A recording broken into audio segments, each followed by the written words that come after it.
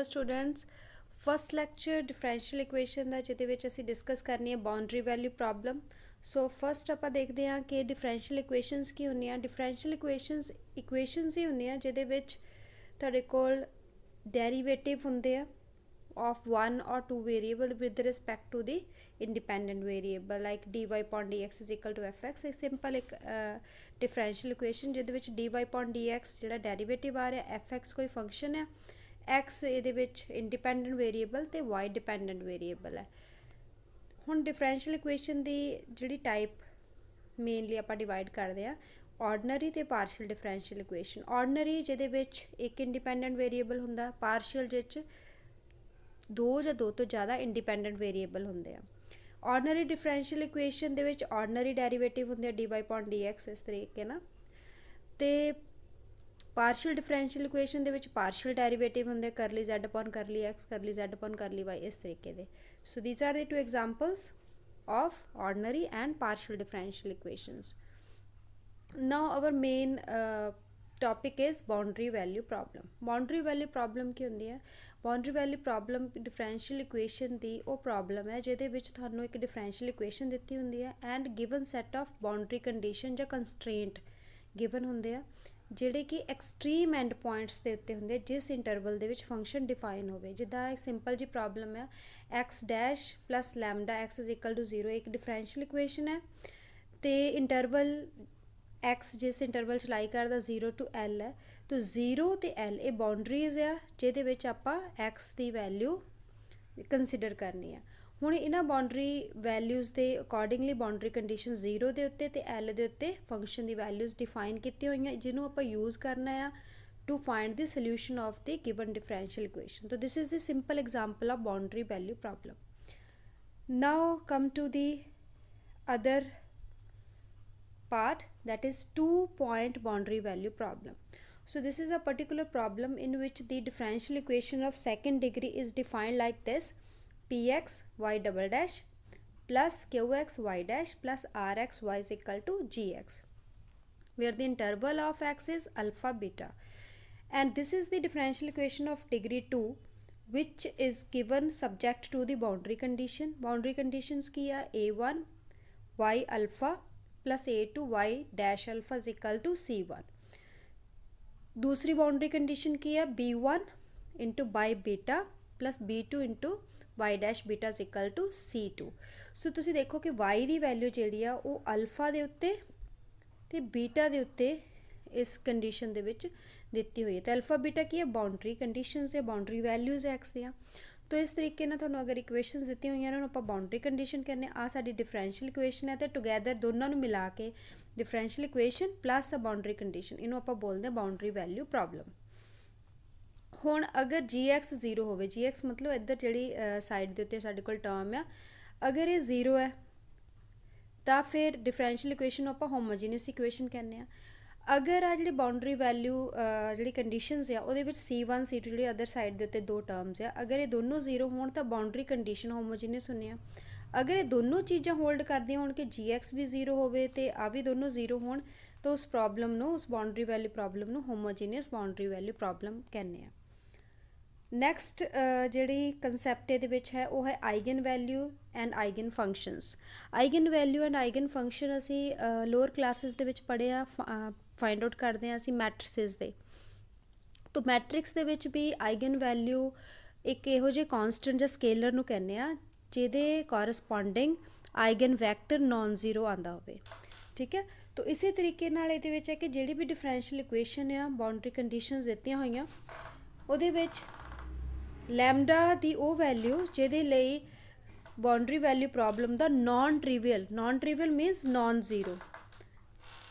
zero solution if the solution of any boundary value problem under some condition exists and is non-zero that value of lambda is known as eigenvalue and the corresponding non-zero solution ਜਿਹੜਾ ਆਏਗਾ ਉਹਨੂੰ ਅਸੀਂ eigen function ਕਹਿੰਦੇ ਆ ਇਹ ਆਪਾਂ questions ਵਿੱਚ ਦੇਖਾਂਗੇ ਕਿ ਕਿਸ ਤਰੀਕੇ ਨਾਲ ਇਹਨੂੰ ਆਪਾਂ ਫਾਈਂਡ ਆਊਟ ਕਰਦੇ ਜਿੱਦਾਂ ਹੁਣ ਇਹਦੇ ਵਿੱਚ ਐਗਜ਼ਾਮਪਲ ਹੈ Find eigenvalue and corresponding eigen function of this boundary value problem. ਹੁਣ ਬਾਉਂਡਰੀ ਵੈਲਿਊ ਪ੍ਰੋਬਲਮ ਦਾ ਮਤਲਬ ਇਹ ਹੈ ਕਿ ਤੁਹਾਡੇ ਕੋਲ ਇੱਕ ਸੈਕੰਡ ਡਿਗਰੀ ਇਕੁਏਸ਼ਨ ਦਿੱਤੀ ਹੋਏਗੀ ਤੇ ਉਹਦੇ ਨਾਲ ਦੋ ਕੰਡੀਸ਼ਨਸ ਦਿੱਤੀਆਂ ਹੋਣਗੀਆਂ ਜਿਹੜੀਆਂ ਕਿ ਬਾਉਂਡਰੀ ਕੰਡੀਸ਼ਨਸ ਆ।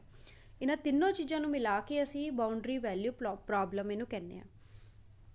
ਹੁਣ ਜਦੋਂ ਵੀ ਇਸ ਤਰੀਕੇ ਦਾ ਕੁਐਸਚਨ ਕਰਨਾ ਨਾ ਤੁਸੀਂ to find the eigen values and eigen function of any boundary value problem, ਇਹਦੇ ਵਿੱਚ ਅਸੀਂ ਤਿੰਨ ਕੇਸ ਕਰਨੇ ਆ। ਲੈਮਡਾ ਦੀ ਤਿੰਨ ਵੈਲਿਊਜ਼ ਲੈ ਕੇ ਅਸੀਂ ਤਿੰਨ ਕੇਸ ਬਣਾਉਣੇ, ਇੱਕ ਲੈਮਡਾ ਇਜ਼ ਇਕੁਅਲ ਟੂ 0, ਇੱਕ ਲੈਮਡਾ ਗ੍ਰੇਟਰ ਦੈਨ 0 ਤੇ ਇੱਕ lambda less than 0। You have to make these three separate cases to solve the eigenvalue or eigen function of a given boundary value problem। ਸੋ ਸਭ ਤੋਂ ਪਹਿਲਾਂ ਆਪਾਂ ਇਹਦੇ ਵਿੱਚ case ਲੈਂਦੇ ਆ ਅਗਰ ਲੈਮਡਾ 0 ਹੈ, ਕਿਉਂਕਿ ਕੋਈ ਵੀ ਸਕੇਲਰ ਅਗਰ ਸਾਡੇ ਕੋਲ ਹੁੰਦਾ ਉਹਦੇ ਤਿੰਨ ਹੀ ਕੇਸ ਹੋ ਸਕਦੇ, ਜਾਂ ਤਾਂ 0 ਹੋਏਗਾ ਜਾਂ ਨੈਗੇਟਿਵ ਹੋਏਗਾ ਜਾਂ ਪੋਜ਼ਿਟਿਵ ਹੋਏਗਾ। ਇਸ ਤਰੀਕੇ ਨਾਲ ਪਹਿਲਾਂ ਆਪਾਂ ਲੈਮਡਾ 0 ਲੈ ਲਿਆ। ਹੁਣ ਅਗਰ ਲੈਮਡਾ 0 ਹੋ ਗਿਆ, ਇੱਥੇ ਆਪਾਂ ਪੁੱਟ ਕਰਾਂਗੇ ਲੈਮਡਾ 0, ਤੇ ਸਾਡੇ ਕੋਲ ਇਕੁਏਸ਼ਨ ਕੀ ਰਹਿ ਜਾਏਗੀ, ਸਾਡੀ ਬਾਉਂਡਰੀ ਵੈਲਿਊ ਪ੍ਰੋਬਲਮ ਰਹਿ ਜਾਏਗੀ y double dash is equal to 0, ਜਿਹਨੂੰ ਅਸੀਂ ਇੰਟੀਗ੍ਰੇਟ ਕਰਾਂਗੇ। ਇੱਕ ਵਾਰੀ ਇੰਟੀਗ੍ਰੇਟ ਕੀਤਾ, ਇਹਦਾ ਡੈਰੀਵੇਟਿਵ ਹਟ ਗਿਆ ਤੇ y dash is equal to a, constant of integration ਆ ਗਿਆ a। ਫਿਰ ਦੁਬਾਰਾ ਇੰਟੀਗ੍ਰੇਟ ਕਰਦੇ ਹਾਂ, y ਡੈਸ਼ ਨੂੰ ਹਟਾਉਣ ਦੇ ਲਈ y ਆ ਗਿਆ ਤੇ ਨਾਲ ਦੂਜੇ ਪਾਸੇ a ਦਾ ਇੰਟੈਗਰਲ ax ਤੇ ਨਾਲ ਕੌਨਸਟੈਂਟ ਆਫ ਇੰਟੀਗ੍ਰੇਸ਼ਨ b। ਸੋ ਇਹ ਹੋ ਗਈ y ਦੀ ਵੈਲਿਊ, y ਕੀ ਹੈ ਸੋਲਿਊਸ਼ਨ। ਔਰ ਲੇਕਿਨ ਇਹਦੇ ਨਾਲ ਸਾਡੇ ਦੋ ਕੰਸਟ੍ਰੇਂਟ ਆ, ਇਹਨੂੰ ਆਪਾਂ ਯੂਜ਼ ਕਰਨਾ। ਪਹਿਲੀ ਕੰਸਟ੍ਰੇਂਟ ਕੀ ਹੈ, y0 is equal to 0 means y0 is equal to 0 ਦਾ ਮਤਲਬ ਹੁੰਦਾ ਹੈ ਕਿ ਅਗਰ x 0 ਹੈ ਤਾਂ y ਵੀ 0 ਆਏਗਾ। ਸੋ ਅਸੀਂ ਇਸ ਸੋਲਿਊਸ਼ਨ ਦੇ ਵਿੱਚ ਇੱਥੇ ਆਪਾਂ ਪੁੱਟ ਕਰ ਦਿੰਦੇ ਹਾਂ ਸੋਲਿਊਸ਼ਨ ਸਾਡੇ ਕੋਲ, ਇਹਦੇ ਵਿੱਚ y ਨੂੰ 0 ਪੁੱਟ ਕਰ ਦਿੱਤਾ ਤੇ x ਨੂੰ 0 ਪੁੱਟ ਕਰ ਦਿੱਤਾ, ਸਾਡੇ ਕੋਲ ਆ ਗਿਆ b ਇਜ਼ ਇਕੁਅਲ ਟੂ 0। ਠੀਕ ਹੈ, ਤਾਂ ਇੱਕ ਤਾਂ value b is equal to 0 ਹੋ ਗਈ। ਦੂਸਰੀ ਕੰਸਟ੍ਰੇਂਟ ਹੈਗੀ ਹੈ y1 ਇਜ਼ ਇਕੁਅਲ ਟੂ 0। ਇਹਦਾ ਮਤਲਬ ਅਗਰ x1 ਆ ਜਿਹੜੀ ਵਿੱਚ ਬ੍ਰੈਕਟ ਦੀ ਵੈਲਿਊ ਨਾ, this is the value of x। ਸੋ ਅਗਰ ਸਾਡੇ ਕੋਲ x1 ਹੈ ਤਾਂ y ਵੀ 0 ਆਏਗਾ। ਤਾਂ ਇਸ ਕੰਡੀਸ਼ਨ ਦੇ ਵਿੱਚ x ਦੀ ਵੈਲਿਊ 1 ਤੇ y ਦੀ ਵੈਲਿਊ 0। ਹੁਣ y ਦੀ ਵੈਲਿਊ 0 ਤੇ x ਦੀ ਵੈਲਿਊ ਅਸੀਂ 1 ਪੁੱਟ ਕਰ ਦਿੰਦੇ ਹਾਂ ਪਲੱਸ b। ਹੁਣ b ਤਾਂ ਪਹਿਲੇ 0 ਸੀ ਤੇ ਇਹਨੂੰ ਤਾਂ ਲਿਖਣ ਦੀ ਲੋੜ ਨਹੀਂ। ਇਹ ਤੋਂ ਕੀ ਆ ਗਿਆ, a is equal to 0, b ਵੀ 0 ਹੈ, a ਵੀ 0 ਹੈ, ਦੋਨੋਂ 0 ਹੋ ਗਏ ਤਾਂ y ਵੀ 0 ਹੋ ਗਿਆ, ਕਿਉਂਕਿ y ਤਾਂ ax ਪਲੱਸ b ਸੀ ਨਾ, a b ਦੋਨੋਂ 0 ਤਾਂ y 0 ਆ ਗਿਆ। y 0 ਮਤਲਬ ਸੋਲਿਊਸ਼ਨ 0 ਆ ਗਿਆ। 0 ਸੋਲਿਊਸ਼ਨ ਆਪਾਂ ਟ੍ਰਿਵੀਅਲ ਸੋਲਿਊਸ਼ਨ ਕਹਿੰਦੇ ਆ। ਤਾਂ ਟ੍ਰਿਵੀਅਲ ਸੋਲਿਊਸ਼ਨ ਜਦੋਂ ਆਵੇ ਫਿਰ ਉਹ ਆਈਗਨ ਵੈਲਿਊ ਨਹੀਂ ਹੁੰਦੀ, ਕਿਉਂਕਿ ਆਈਗਨ ਵੈਲਿਊ ਦੀ ਡੈਫੀਨੇਸ਼ਨ ਹੀ ਇਹ ਆ ਕਿ ਉਹ ਲੈਮਡਾ ਦੀ ਵੈਲਿਊ ਜਿਹੜੀ ਸਾਨੂੰ ਨੋਨ ਜ਼ੀਰੋ ਸੋਲਿਊਸ਼ਨ ਦੇਵੇ, ਨੋਨ ਟ੍ਰਿਵੀਅਲ ਸੋਲਿਊਸ਼ਨ ਦੇਵੇ। ਤਾਂ ਇੱਥੇ 0 ਸੋਲਿਊਸ਼ਨ ਆ ਰਿਹਾ, y ਦੀ ਵੈਲਿਊ 0 ਹੈ, so lambda is equal to 0, eigen value ਨਹੀਂ ਹੈ। ਹੁਣ ਆਪਾਂ ਦੇਖਦੇ ਹਾਂ ਅਗਲਾ ਕੇਸ, ਅਗਰ ਸਾਡੇ ਕੋਲ ਲੈਮਡਾ ਨੈਗੇਟਿਵ ਹੋਵੇ। ਨੈਗੇਟਿਵ ਦਾ ਮਤਲਬ ਇਹ ਹੈ ਕਿ ਲੈਮਡਾ ਦੀ ਵੈਲਿਊ ਅਸੀਂ ਲੈ ਲੈਂਦੇ ਹਾਂ ਮਾਈਨਸ m ਸਕੇਅਰ, ਕਿਉਂਕਿ m ਦਾ ਸਕੇਅਰ, m ਚਾਹੇ ਪੋਜ਼ਿਟਿਵ ਹੋਵੇ ਚਾਹੇ ਨੈਗੇਟਿਵ, ਜਦੋਂ ਉਹਦਾ ਸਕੇਅਰ ਕਰ ਦੇਣਾ ਆ ਚੀਜ਼ ਤਾਂ ਪੋਜ਼ਿਟਿਵ ਆਏਗੀ ਨਾ। ਪੋਜ਼ਿਟਿਵ ਦੇ ਨਾਲ ਅਗਰ ਅਸੀਂ ਮਾਈਨਸ ਲਗਾ ਦਈਏ ਤਾਂ ਵੈਲਿਊ ਨੈਗੇਟਿਵ ਬਣ ਜਾਏਗੀ। ਤਾਂ ਜਦੋਂ ਅਸੀਂ ਲੈਮਡਾ ਦੀ ਵੈਲਿਊ ਨੈਗੇਟਿਵ ਲੈਣੀ ਹੈ ਨਾ ਤਾਂ ਉਹਨੂੰ ਅਸੀਂ ਮਾਈਨਸ m ਸਕੇਅਰ ਲਿਖਣਾ ਹੈ। ਜੇ ਪੋਜ਼ਿਟਿਵ ਲੈਣੀ ਹੈ ਤਾਂ ਇਕੱਲਾ m ਸਕੇਅਰ, ਕਿਉਂਕਿ m ਸਕੇਅਰ ਕਰਨ ਦੇ ਨਾਲ ਸਾਨੂੰ ਡੈਫੀਨੇਟ ਹੋ ਜਾਂਦਾ ਕਿ ਚੀਜ਼ ਪੋਜ਼ਿਟਿਵ ਬਣ ਗਈ। ਉਹਦੇ ਨਾਲ ਅੱਗੇ ਮਾਈਨਸ ਲਗਾਤਾ ਤਾਂ ਨੈਗੇਟਿਵ ਵੈਲਿਊ ਆ ਜਾਏਗੀ। ਹੁਣ ਬਾਉਂਡਰੀ ਵੈਲਿਊ ਪ੍ਰੋਬਲਮ ਦੇ ਵਿੱਚ ਲੈਮਡਾ ਦੀ ਜਗ੍ਹਾ 'ਤੇ ਅਸੀਂ ਮਾਈਨਸ m ਸਕੇਅਰ ਪੁੱਟ ਕਰਦੇ ਹਾਂ ਤਾਂ ਸਾਡੇ ਕੋਲ ਡਿਫਰੈਂਸ਼ੀਅਲ ਇਕੁਏਸ਼ਨ ਬਣ ਜਾਂਦੀ ਆ y double dash minus m square y, ਜਿਹਦੇ ਵਿੱਚ y ਡਬਲ ਡੈਸ਼ ਦਾ ਮਤਲਬ ਹੁੰਦਾ ਹੈ d square y upon dx square, ਇਹ ਹੁੰਦਾ y ਡਬਲ ਡੈਸ਼। ਹੁਣ ਇਹਦੇ ਵਿੱਚੋਂ ਅਗਰ y ਕਾਮਨ ਲੈ ਲਈਏ ਔਰ d square upon dx square ਨੂੰ ਕੈਪੀਟਲ D ਸਕੇਅਰ ਲਿਖ ਲਈਏ ਤਾਂ ਸਾਡੇ ਕੋਲ ਇਕੁਏਸ਼ਨ ਸ਼ਾਰਟ ਫਾਰਮ ਦੇ ਵਿੱਚ ਆ ਬਣ ਜਾਏਗੀ d square minus m square into y is equal to 0। ਆਪਾਂ ਲੋਅਰ ਕਲਾਸਿਸ ਦੇ ਵਿੱਚ ਕਰਦੇ ਹਾਂ ਹੈ ਨਾ, equation with constant coefficient solve ਕਰਨਾ। ਉਸ ਤਰੀਕੇ ਨਾਲ ਇਹਦੀ ਐਗਜ਼ੈਲਰੀ ਇਕੁਏਸ਼ਨ ਲਿਖੀ d square minus m square is equal to 0। d ਦੀ ਵੈਲਿਊ ਇਹਦੇ 'ਚੋਂ ਆ ਗਈ ਪਲੱਸ ਮਾਈਨਸ m, ਤਾਂ ਪਲੱਸ ਮਾਈਨਸ m ਜਾਣੀ ਕਿ ਰੀਅਲ ਤੇ ਡਿਫਰੈਂਟ ਰੂਟ ਆਏ ਆ। ਤਾਂ ਇਹਦਾ ਸੋਲਿਊਸ਼ਨ ਜਿਹੜਾ ਹੋਏਗਾ, ਜਿਹਨੂੰ ਆਪਾਂ ਕੰਪਲੀਮੈਂਟਰੀ ਫੰਕਸ਼ਨ ਬੋਲਦੇ ਹਾਂ, ਸੋਲਿਊਸ਼ਨ y ਦੀ ਵੈਲਿਊ ਆ ਗਈ c1 cos ਹਾਈਪਰਬੋਲਿਕ mx, ਕਿਉਂਕਿ m ਇੱਕ ਪੋਜ਼ਿਟਿਵ ਤੇ ਇੱਕ m ਨੈਗੇਟਿਵ ਆਇਆ, ਇਸ ਕਰਕੇ ਇਹਦੀ ਜਿਹੜੀ ਵੈਲਿਊ ਹੈ ਉਹ ਇਸ ਤਰੀਕੇ ਨਾਲ ਆਪਾਂ ਲਿਖਦੇ ਹਾਂ c1 cos ਹਾਈਪਰਬੋਲਿਕ mx plus c2 sin ਹਾਈਪਰਬੋਲਿਕ mx। ਸੋ ਇਹ ਸੋਲਿਊਸ਼ਨ ਤਾਂ ਆ ਗਿਆ। ਹੁਣ ਆਪਾਂ ਦੇਖਣੀ ਹੈ ਜਿਹੜੇ ਬਾਉਂਡਰੀ ਕੰਡੀਸ਼ਨ ਸੀ ਉਹਦੇ ਹਿਸਾਬ ਨਾਲ c1 c2 ਕਿੰਨਾ ਆਏਗਾ। तो पहली बाउंड्री कंडीशन है y0 is equal to 0 means x 0 है तो y भी 0। तो जो x 0 इत्थे पुट करते हैं y ਵੀ 0 ਪੁੱਟ ਕਰਦੇ ਤਾਂ ਸਾਡੇ ਕੋਲ ਕੀ ਆ ਜਾਂਦਾ, ਕਿਉਂਕਿ ਸਾਈਨ ਹਾਈਪਰਬੋਲਿਕ 0 0 ਹੀ ਹੁੰਦਾ ਆ, cos ਹਾਈਪਰਬੋਲਿਕ 0 1 ਹੁੰਦਾ ਹੈ, ਤਾਂ ਇਹ ਆ ਗਿਆ 1 ਤੇ ਆ ਗਈ ਵੈਲਿਊ 0, ਤੇ ਸਾਡੇ ਕੋਲ ਰਹਿ ਕੀ ਗਿਆ c1 0, ਤਾਂ ਸਾਡੇ ਕੋਲ c1 0 ਆ ਗਿਆ। ਹੁਣ ਸਾਡੇ ਕੋਲ ਜਿਹੜੀ y ਦੀ ਵੈਲਿਊ c1 ਅਗਰ 0 ਇੱਥੇ ਆ ਗਿਆ ਤਾਂ y ਤਾਂ ਸਿਰਫ ਇੰਨਾ ਹੀ ਰਹਿ ਗਿਆ, y c2 into sine hyperbolic mx। ਹੁਣ ਇਹਦੇ ਵਿੱਚ ਆਪਾਂ ਦੂਸਰੀ ਬਾਉਂਡਰੀ ਕੰਡੀਸ਼ਨ ਯੂਜ਼ ਕਰਦੇ ਹਾਂ, y1 0 ਮੀਨਸ ਅਗਰ x 1 ਆ, this is the value of x and y 0 ਅਗਰ x 1 ਹੈ ਤਾਂ x ਨੂੰ ਇੱਥੇ 1 ਪੁੱਟ ਕਰ ਦਈਏ ਤੇ ਬਣ ਜਾਏਗਾ c2 sign ਹਾਈਪਰਬੋਲਿਕ m into 1।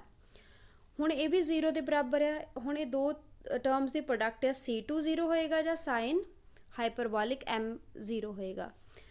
c2 0 ਹੋਏਗਾ ਕਿਉਂਕਿ ਸਾਈਨ ਹਾਈਪਰਬੋਲਿਕ m 0 ਨਹੀਂ ਹੁੰਦਾ, ਠੀਕ ਹੈ। ਕਿਉਂ ਨਹੀਂ ਹੁੰਦਾ 0? ਕਿਉਂਕਿ ਸਾਈਨ ਹਾਈਪਰਬੋਲਿਕ ਦੀ ਵੈਲਿਊ ਹੁੰਦੀ ਹੈ e raise to power x minus e raise to power minus x upon 2। So ਇਹ 0 ਨਹੀਂ ਹੁੰਦਾ, ਕਿਉਂਕਿ ਜੇ ਤੁਸੀਂ ਇਹਨੂੰ 0 ਪੁੱਟ ਕਰ ਦਿਓ ਤਾਂ ਸਾਡੇ ਕੋਲ ਜਿਹੜੀ x ਦੀ ਵੈਲਿਊ ਉਹ 0 ਆ ਜਾਂਦੀ ਹੈ, ਜਿਹੜੀ ਕਿ 0 ਨਹੀਂ ਹੈ ਇਹਦੇ ਵਿੱਚ, ਠੀਕ ਹੈ। ਤੇ ਇਸ ਕਰਕੇ c2 0 ਆਏਗਾ। ਅਗਰ c2 0 ਹੈ, c1 ਇੱਥੇ ਆਪਾਂ 0 ਕਹਿਤਾ, ਇਹ 'ਚੋਂ c2 0 ਆ ਗਿਆ। ਜੇ ਦੋਨੋਂ 0 ਆ ਗਏ ਤਾਂ y ਕਿੰਨਾ ਆਇਆ ਫਿਰ, c1 c2 ਦੋਨੋਂ 0, ਤਾਂ y ਵੀ 0 ਹੋ ਗਿਆ। y 0 ਮਤਲਬ ਸੋਲਿਊਸ਼ਨ 0 ਹੋ ਗਿਆ, ਟ੍ਰਿਵੀਅਲ ਸੋਲਿਊਸ਼ਨ ਹੋ ਗਿਆ। ਇਟ ਮੀਨਸ ਇਹ ਵੀ ਜਿਹੜੀ ਲੈਮਡਾ ਦੀ ਵੈਲਿਊ ਆਪਾਂ ਲਈ ਹੈ ਨਾ ਨੈਗੇਟਿਵ, ਉਹ ਵੀ ਸਾਡੀ ਆਈਗਨ ਵੈਲਿਊ ਨਹੀਂ ਹੈ। ਹੁਣ ਆਪਣਾ ਥਰਡ ਤੇ ਲਾਸਟ ਕੇਸ, ਇਹਦੇ ਵਿੱਚ ਆਪਾਂ ਲੈਣਾ ਲੈਮਡਾ ਨੂੰ ਪੋਜ਼ਿਟਿਵ, ਤੇ ਪੋਜ਼ਿਟਿਵ ਲੈਮਡਾ ਅਸੀਂ ਲੈਣਾ ਹਮੇਸ਼ਾ m ਸਕੁਅਰ। ਸੋ ਅਗਰ ਲੈਮਡਾ ਨੂੰ m ਸਕੁਅਰ ਪੁੱਟ ਕਰ ਦਿੰਦੇ ਆ ਬਾਉਂਡਰੀ ਵੈਲਿਊ ਪ੍ਰੋਬਲਮ ਦੇ ਵਿੱਚ, ਗਿਵਨ ਇਕੁਏਸ਼ਨ ਦੇ ਵਿੱਚ, ਸਾਡੇ ਕੋਲ ਡਿਫਰੈਂਸ਼ੀਅਲ ਇਕੁਏਸ਼ਨ ਬਣ ਜਾਂਦੀ ਹੈ। ਇਹਦੇ ਵਿੱਚ ਆਪਾਂ ਰੂਟ ਸੋਲਵ ਕਰੀਏ ਤਾਂ d ਦੀ ਵੈਲਿਊ ਆਉਂਦੀ ਪਲੱਸ ਮਾਈਨਸ ਇਓਟਾ m, ਜਿਹੜੇ ਆ ਗਏ ਸਾਡੇ ਕੋਲ ਕੰਪਲੈਕਸ ਰੂਟ। ਕੰਪਲੈਕਸ ਰੂਟ ਹੋਣ ਤਾਂ ਸਾਡਾ ਕੰਪਲੀਮੈਂਟਰੀ ਫੰਕਸ਼ਨ ਜਾਂ ਸੋਲਿਊਸ਼ਨ ਹੁੰਦਾ ਆ y c1 cos mx plus c2 sin mx। ਤੁਸੀਂ ਯਾਦ ਰੱਖਣਾ ਕਿ ਜੇ ਰੀਅਲ ਰੂਟ ਆ ਤਾਂ ਪਿਛਲੇ ਵਾਲਾ ਜਿਹੜਾ ਆਪਾਂ ਕੀਤਾ ਸੀਗਾ ਹਾਈਪਰਬੋਲਿਕ ਫੰਕਸ਼ਨ ਦੀ ਫਾਰਮ 'ਚ ਆਉਂਦਾ ਹੈ ਸੋਲਿਊਸ਼ਨ। ਅਗਰ ਇਮੈਜਨਰੀ ਰੂਟ ਹੋਣ ਤਾਂ ਸਾਡੇ ਕੋਲ ਟ੍ਰਿਗਨੋਮੈਟ੍ਰਿਕ ਫੰਕਸ਼ਨ cos ਤੇ sin ਦੀ ਫਾਰਮ 'ਚ ਇਸ ਤਰੀਕੇ ਨਾਲ ਸੋਲਿਊਸ਼ਨ ਆਉਂਦਾ ਹੈ। ਹੁਣ ਇਹ ਸੋਲਿਊਸ਼ਨ ਆ ਗਿਆ। ਨਾਓ we have to check the boundary conditions hair. ਦੋਨੋਂ ਬਾਉਂਡਰੀ ਕੰਡੀਸ਼ਨ ਆਪਾਂ ਇਹਦੇ 'ਚ ਦੇਖਣਾ। y0 0 ਸਾਨੂੰ ਦਿੰਦਾ ਆ, ਅਗਰ x ਦੀ ਵੈਲਿਊ 0 ਪੁੱਟ ਕਰ ਦਿੰਦੇ ਆ, y ਵੀ 0 ਹੈ ਤਾਂ c1 0 ਆ ਗਿਆ।